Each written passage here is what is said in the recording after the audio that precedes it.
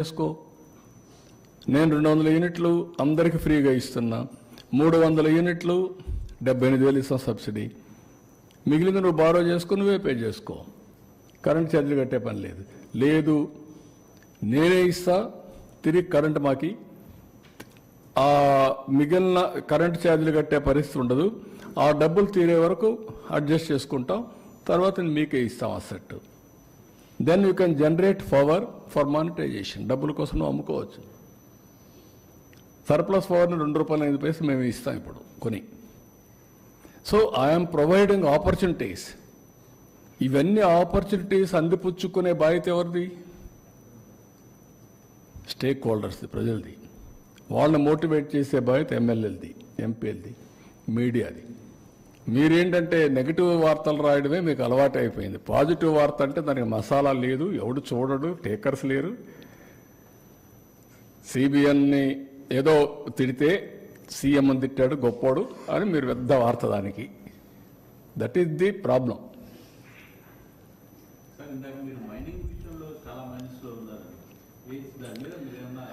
చేస్తున్నా. ఇప్పుడు కూడా ఒక మీటింగ్ ఉంది, ఈరోజు ఇది కూడా ఒక మీటింగ్ ఉంది, దాని మీద కసరత్తు చేస్తున్నా. లాస్ట్ ఇయర్ ఇంకా మొత్తం అస్తవ్యస్తం చేశారు, అవన్నీ కూడా కసరత్తు చేసి will స్టిమ్లైన్.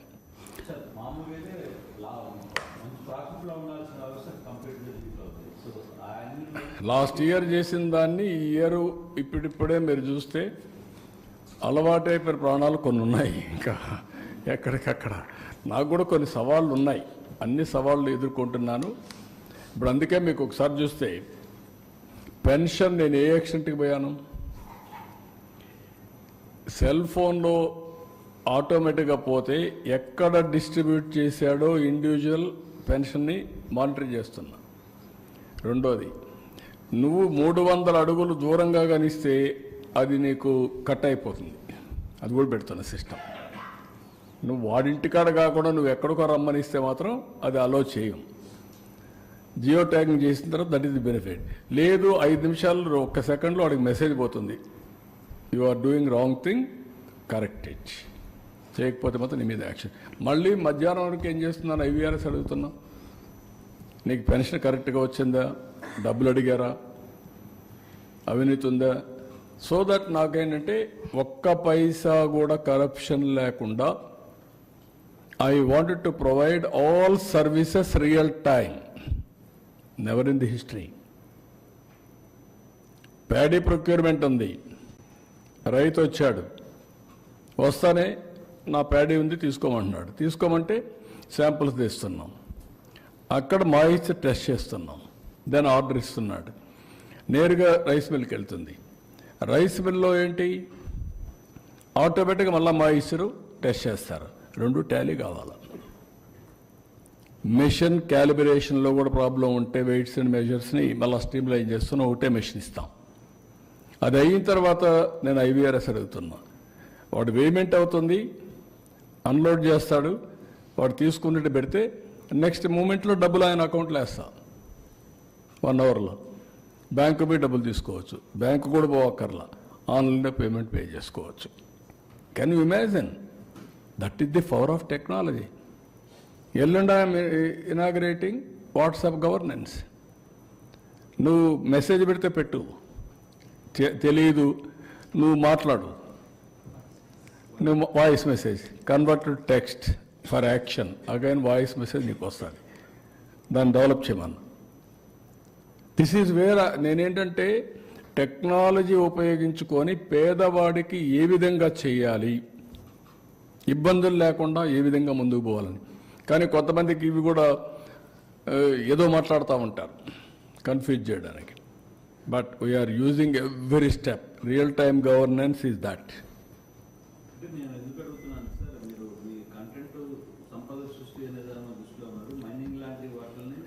No, not only that, what I am saying, డెఫినెట్గా వీఆర్ అట్ ఇట్, క్వశ్చన్ లేదు, దాంట్లో వదిలిపెట్టే సమస్య లేదు. నా దృష్టికి వచ్చింది, అవన్నీ చేస్తున్నాం. ఈ ప్రాధాన్యతలో ఒకసారి మీతో ఇప్పుడు ప్రెస్ కాన్ఫరెన్స్ అనుకున్నాను అనుకో, 15 నిమిషాలు కొన్నాను, 1 అవర్ తీసుకున్నారు, ఇంకో 15 మంది వెయిట్ చేస్తున్నారు, దాని తర్వాత మీటింగ్ ఒకటి ఉంది, వీఆర్ ఆల్సో హ్యూమన్ బీయింగ్స్ కదా, మెషిన్స్ కాదు కదా పనిచేయడానికి. కంప్యూటర్లకే అలసిపోతూ ఉంటాయి ఒకసారి అంటే.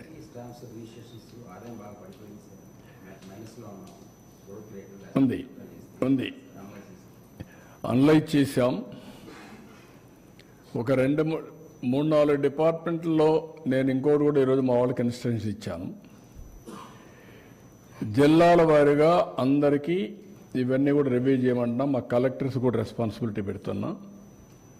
రెవెన్యూ కలెక్షన్, జిఎస్టిపి కూడా వాళ్ళ బాధ్యత. ఒక అడ్మినిస్ట్రేషన్ సరిగా లేనప్పుడు కానీ, లేకపోతే లీడర్ సరిగా లేనప్పుడు కానీ కొన్ని ప్రాబ్లమ్స్ వస్తూ ఉంటాయి. యూనిఫామిటీ రాదు. అవన్నీ అనలైజ్ చేసి ఇవన్నీ మర్చిపోయారు కదా మా వాళ్ళందరూ కూడా కొంతమంది. ఇప్పుడు అన్ని అకౌంటబిలిటీ ఫిక్స్ చేస్తున్నా. రైట్ మ్యాన్ని రైట్ ప్లేస్లో పెడతా. ఉండేవాళ్ళు కూడా మాకు తక్కువ ఉన్నారు మనుషులు, అది వేరే విషయం. మాకు ఉండేదే తక్కువ. చిన్న రాష్ట్రం అయింది, దాంట్లో కొంతమంది చెడగొట్టారు. అవి కూడా ప్రాబ్లమ్స్ ఉన్నాయి. But I will try to improve everything with system. IT ఇవన్నీ పెట్టి లైన్లో పెట్టి విల్ స్ట్రీమ్ లైన్. ఇప్పుడు మీరు ఫస్ట్ కట్ అయ్యింది 6 నెలలు 7 నెలలు అయింది అన్నట్టుకి. We're reviewing some departments you have noticed, we're correcting sir. 1 by 1. P4 కాన్సెప్ట్లో పీపుల్స్ని ఇన్వాల్వ్ చేస్తామని చెప్పేసి అంటున్నారు. అంటే పేదల్ని ధనికులు ఆదుకునే విధంగా. అంటే రిచ్ పీపుల్స్ మనకి రకరకాలు ఉన్నారు. అంటే కొంతమంది 10 కోట్లు, 100 కోట్లు, 1000 కోట్లు, ఇలా వాళ్ళ నుంచి మనం అంటే కొంత 10 కోట్లు ఉన్న వాళ్ళు ఇంత, 100 కోట్లు ఉన్న వాళ్ళు ఇంత, అంటే ఏమన్నా స్కీమ్స్ కానీ, ఈ సీలింగ్ కానీ ఇలాంటివి. అంటే to start with what we're thinking, ఇది విల్లింగ్నెస్తో చేసే పని. సొసైటీ పట్ల బాధ్యతగా ప్రవర్తించవలసిన అవసరం ఉంది. అందరి బాధ్యత. నేను జన్మభూమి పెట్టాను, అందరూ డబ్బులు ఇవ్వాల, కొంతమంది ఇచ్చారు. స్ఫూర్తి ఇంపార్టెంట్. ఇప్పుడు సిఎస్ఆర్ ఉంది, కార్పొరేట్ సోషల్ రెస్పాన్సిబిలిటీ. ఆ డబ్బులు ఇక్కడ ఖర్చు పెట్టచ్చు. ఒక 2 కోట్లు ఉన్నాయి, ఒక 10 కోట్లు ఉంది, ఒకరికి 50 కోట్లు ఉంది. ఆ డబ్బులు తీసుకొని మేమిచ్చే స్కీమ్స్ అన్నీ కూడా తీసుకొని వాళ్ళది వైబిలిటీ గ్యాప్ ఫండింగ్ కింద ఖర్చు పెట్టి వీళ్ళ పైకి తీసుకురావడం. ఎగ్జాంపుల్, ఒక ఇల్లు ఉంది, 5 మంది ఉన్నారు, ఇంటర్మీడియట్ చదువుతున్నాడు, వాడు 4 ఏళ్ళు చదివిస్తే బిఈ అవుతుంది. స్కిల్ డెవలప్మెంట్ చేసి మోటివేట్ చేస్తే యూ విల్ గెట్ ఎంప్లాయ్మెంట్. వాడికి కానీ తెలివితేటలు వస్తే కుటుంబాన్ని ఆదుకునే పరిస్థితి అతనికి వస్తుంది. ఆ ఇంట్లో 5 మంది ఉన్నారు, ఒక చిన్న వ్యాపారం చేస్తారు, వ్యవసాయం చేస్తారు. వాళ్ళు ఏం చేస్తే ఆదాయం వస్తుందో వీళ్ళు చెప్పి హ్యాండ్ హోల్డింగ్ చేయగలిగితే 15,000 వచ్చేవాళ్ళని 30,000 చేయొచ్చు, 30,000 వచ్చేవాళ్ళని 60,000 చేయొచ్చు. అప్పుడు మనుషుల్ని ఆస్తిగా చూడమంటున్నాను నేను. అదనపు ఆస్తులన్నీ అదనపు ఆస్తులుగా చూడమంటున్నా. భూమి అదనపు ఆస్తి, వ్యాపారం అదనపు ఆస్తి, కానీ మనుషులు యాజ్ క్యాపిటల్. దాన్ని ఇప్పుడు ఏంటి, నేను కూడా ఒక గ్రామంలో పుట్టాను మా ఊర్లో. నేను అందుకే నేను పోయి చెప్పాను మా ఊర్లో చూసినప్పుడు. ఒకప్పుడు మా ఊర్లో కొండలంతా కూడా చెట్లని కొట్టేసి రాళ్ళు కనపడేటి. ఇప్పుడు బ్యూటిఫుల్గా కనీసం గ్రీన్గా కనపడొస్తుంది ఆ హిల్ అంతా. రేపు రాబోయే రోజులు నేను అది ఊహించుకున్నప్పుడు ఎంత ఆనందం కలుగుతుందంటే, నేను సోలార్ ఇచ్చేసాను అందరికీ. 2,200 కుటుంబాలు, ఇంకా 2,200 కుటుంబాలు సోలార్. సోలార్ ఇచ్చేసిన తర్వాత 2,200 కుటుంబాలు ఓన్ వెహికల్ ఛార్జ్ చేసుకుంటే ఇంకా పొల్యూషన్ లేదు. గ్యాస్ ఇస్తున్న పైప్ లైన్లు ఇచ్చేయమంటున్నాను. గ్యాస్ వస్తే చెట్లు కొట్టే పని లేదు, ట్రాక్టర్లు వచ్చేసాయి, డ్రిప్ ఇరిగేషన్ వచ్చింది. ఇంకా మడకల కోసం, ఐటి కోసం, కర్ర కోసం అడుగు పోయే పని లేదు. అక్కడుండే ఎయిర్ కూడా ఎంత ఫ్రెష్గా ఉంటుందంటే అంత ఫ్రెష్గా ఉంటుంది రేపటి నుంచి. That is most liveable place. అక్కడుండే వాళ్ళకి ఏం చేశాను నేను గవర్నమెంట్లో చేసినప్పుడు, ప్రతి ఒక్క ఇంటికి గ్యాసు, నీళ్లు, ట్యాపు, కళ్యాణ్ డ్యామ్ ఉంది, అక్కడి నుంచి నీళ్ళు ఇమ్మన్నాం. అదే మరి టాయిలెట్స్ ఇచ్చేయమన్నాం. ఇండ్లో ఒక 250 ఇండ్లు లేవు, అందరికి గట్టిచ్చేసేయమన్నాం. మినిమం నీడ్స్ అది విలేజ్, మినిమం నీడ్స్ అది గ్రామం చేసి ఎకనామిక్ యాక్టివిటీకి వెళ్తున్నాం. ఇక్కడ శ్రీ సిటీ ఉంది, వాళ్ళని ఒక పైలట్ తీసుకోమన్నాం. 1 family 1 entrepreneur, skill development, employment generation, ఇవన్నీ వాళ్ళు చేయమంటున్నా. మొత్తం అక్కడ నేచురల్ ఫార్మింగ్కి వెళ్ళిపోతున్నాం. మ్యాంగో గార్డెన్ ఉంది, చెట్లు ఇక్కడ డయాగ్నస్, డ్రోన్ పంపించి ఇప్పుడు పామాయిల్ ఉంది. పామాయిల్ ఏం చేస్తున్నారంటే ఒక డ్రోన్ పంపిస్తారు, అది తిరుగుతూ ఉంటుంది. తిరిగిన తర్వాత ఏ చెట్టు అయినా కానీ డిసీజ్ వచ్చినా వీక్ అయితే అన్హెల్తీ ప్లాంట్ ఉంటే ఐడెంటిఫై చేసి ఇమీడియట్ చెప్తే అక్కడ టీం వెళ్ళి దాన్ని రెక్టిఫై చేస్తారు రియల్ టైంలో. That is where technology is a big handy. మీరు గుర్తుపెట్టుకోవాల్సిన పాత రోజుల మారిగా మడకలు దున్నే పని లేదు. అందుకని నేను అంటున్నా, హార్డ్ వర్క్ కాదు స్మార్ట్ వర్క్ చేయండి అని, తెలుగుగా బతికేది నేర్చుకోండి, ఉద్యమాలు చేయడం కాదు అని చెప్తాను. ఇప్పుడు ఉద్యమాలు చేసే రోజులు కూడా అయిపోయినాయి. ఇంకా కాదు సార్, అంటే ఇప్పుడు రిచ్ పర్సన్స్ ఎంతమంది ఉన్నారు ఏంటి అనేది ఐడెంటిఫై, అంటే 10 కోట్లు ఉన్న వాళ్ళు లేదంటే నేనేమంటానంటే అవి నెక్స్ట్ స్టెప్. బలవంతం చేస్తానంటే ఏది సాధ్యం కాదు. ముందు స్ఫూర్తి, ముందు ఒక్కొక్కరి స్పిరిట్ తెద్దాం, కాన్సెప్ట్ అర్థం చేసుకుంటారు. ప్రపంచంలో ప్రతి ఒక్క వ్యక్తి డబ్బులు సంపాదించాలనుకుంటారండి. వన్స్ డబ్బులు వచ్చినా గుర్తింపు కావాలనుకుంటారండి. గుర్తింపు కావాలనుకున్న వాళ్ళకి అవకాశం ఇవ్వడం కూడా గొప్ప అవకాశమేనండి. That is what I'm promoting, I'm providing. రేపు ఎంతమంది వస్తారో అందరూ రమ్మంటున్నాను నేను. అందుకే రతన్ టాటా ఇన్నోవేషన్ హబ్ పెట్టినప్పుడు 1 ఫ్యామిలీ 1 ఆంటర్ప్రెన్యూర్ అన్నప్పుడు ఆ ఏరియాలో ఉండే ఆంటర్ప్రెన్యూర్స్ అంతా కలిసి ఆ ఏరియాలో 1 ఫ్యామిలీకి ఒక ఆంటర్ప్రెన్యూర్ ప్రమోట్ చేయాలి. కొంతమంది కనిపిస్తే ఎందుకు చేస్తూ ఉంటారు, కొంతమంది అంటారు ఇవన్నీ ఇట్లా మాట్లాడతారు అంటారు. కాదు, it is a matter of time.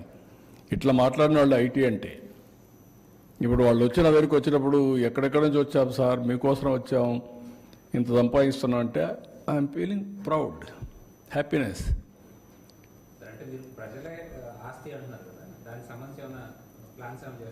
చేస్తున్నా. ఎన్నికల్లో పోటీ కాకుండా కూడా ఆలోచిస్తున్నాను. ఎవ్రీ ఫ్యామిలీ ఇంత మునుపు 25 కేజీలు బియ్యం 5 మంది ఉంటే ఇచ్చేవాళ్ళం, 5 కంటే ఎక్కువ ఉంటే తగ్గించేసేవాళ్ళం రేషన్.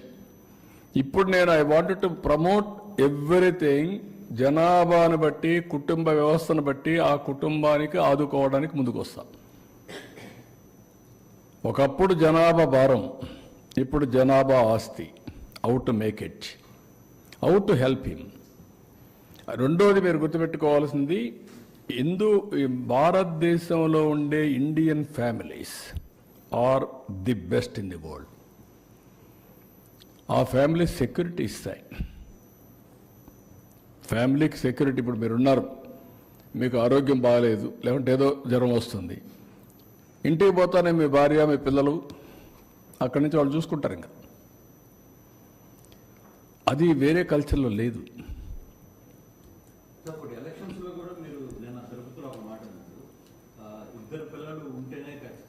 అవును, అది పెడుతున్నా, తీసుకొస్తాం. అప్పుడు తీసుకొచ్చాం కదా, మళ్ళా తీసుకొస్తాను. ఆ రోజు ఆ చట్టం రిలవెంట్, ఇప్పుడు ఈ చట్టం రిలవెంట్.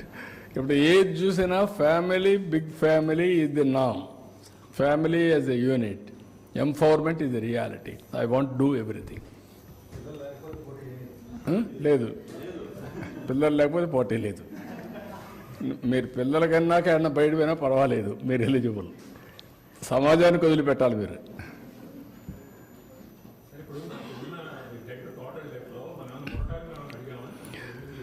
మారిటోరియం అడిగేదానికంటే కూడా ఇప్పుడు రీషెడ్యూల్కి వెళ్తున్నాం. ఆల్ లోన్స్ అన్నీ రీషెడ్యూల్ చేసి ఎట్లా చేయాలనేది మొత్తం చేస్తే నాకు రీఫైనాన్సింగ్ చేస్తున్నా ముందుగా. రీఫైనాన్సింగ్ చేసుకుంటే నాకు కొంత ఇంట్రెస్ట్ తగ్గుతుంది, కొంత ఫ్లెక్సిబిలిటీ వస్తుంది. సార్, ఈ పిల్లలు లేని దానికి అంటే ఎలక్షన్లో పోటీ విషయంలో కట్ ఆఫ్ డేట్ ఏదైనా పెడతారా సార్? ఇప్పటి నుంచే ప్రాస్పెక్టివ్ పెట్టాలి, రెట్రాస్పెక్టివ్ కాదు, ఇప్పటి నుంచి పెట్టాలి. అది మళ్ళీ టెక్నికల్గా ఇబ్బంది లేకుండా కూడా అదే చూద్దాం, వర్కౌట్ చేద్దాం. సార్, ఇంకో చిన్న విషయం, మీరు పరిపాలన విషయంలో ఎప్పుడూ కూడా మీరు అనుకున్న లక్ష్యాన్ని సాధించారు. రాజకీయ పరిపాలనకు వచ్చేలాగే కొన్నిసార్లు భిన్న పరిస్థితులు ఎదుర్కోవాల్సి వచ్చింది. ఈసారి దీన్ని ఎలా, ఎందుకంటే అభివృద్ధి అనే విషయంలో మోటివ్తో వెళ్తున్నారు, బట్ రాజకీయ పరిపాలన కూడా చాలా అవసరం కదా రాష్ట్రానికి, అట్ ది సేమ్ టైం మీకు. రాజకీయం, development is a politics. Development politics is a reality. Political governance is a reality. I'm a politician. నేను ఒక మ్యాండేట్ ఇచ్చాను, ఎలక్షన్ మేనిఫెస్టో చెప్పాను, ప్రజలు నన్ను నమ్మారు. నా మేనిఫెస్టో ఎవరు తీసుకెళ్లారు? మా కార్యకర్తలు తీసుకెళ్లారు, నాట్ బ్యూరోక్రసీ. కార్యకర్తలు ఇంటింటికి వెళ్ళి మా పార్టీ వస్తే మీకు ఈ పనులు అవుతాయి, సూపర్ 6 వస్తుంది, మీకు ఈ పనులు అవుతాయి, మీ ఊరికి రోడ్డు వస్తుంది, మీ ఊరికి ఇంకోటి వస్తుంది, మీ పిల్లలకు ఉద్యోగాలు వస్తాయని చెప్పారు. వాళ్ళు నమ్మారు. ఎవరు నమ్మారు? పార్టీ వాళ్ళు నమ్మారు. ఆ నమ్మి మాకు ఓటేశారు. తిరిగి ఈరోజు మేము పనులు చేస్తున్నాం. చేసినప్పుడు పార్టీ కార్యకర్తలు అన్నప్పుడు it is a political governance అన్నాను, దానికి కట్టుబడి ఉంటాం. పొలిటికల్ విక్టిమైజేషన్కి వెళ్ళం, కానీ పొలిటికల్ గవర్నెన్స్ కట్టుబడి ఉంటాం. రెండోది, తప్పులు చేసిన వాళ్ళని వదిలిపెట్టాం. No victimization. తప్పులు చేస్తే మాత్రం వదిలిపెట్టాం. I'm very clear. మొన్న చూశారు మీరు సోషల్ మీడియాలో విచ్చలవిడిగా విర్రవిగిపోయారు. కంట్రోల్ చేశాం. గంజాయి, డ్రగ్స్ వీఆర్ కంట్రోల్ చేస్తాం. Liquor will control. ఏదైనా సరే అవతల వాళ్ళు చేసిన తప్పులన్నీ కంట్రోల్ చేసి లా అండ్ ఆర్డర్ మెయింటైన్ చేసి మళ్ళీ కావాలని చేస్తే మాత్రం ఎవరిని వదిలిపెట్టాం. తెలుగుదేశం పార్టీకి ఒక సాలిడ్ చరిత్ర కూడా ఉంది. ముఠా కక్షలు, మత కలహాలు, లేకపోతే తీవ్రవాదం, రౌడీయిజం అన్నీ అణిచివేశాం. ఇప్పుడు నెక్స్ట్ లెవెల్కి వెళ్తున్న డ్రోన్, సీసీటీవీ కెమెరాస్ పెట్టి కంట్రోల్ చేస్తాం.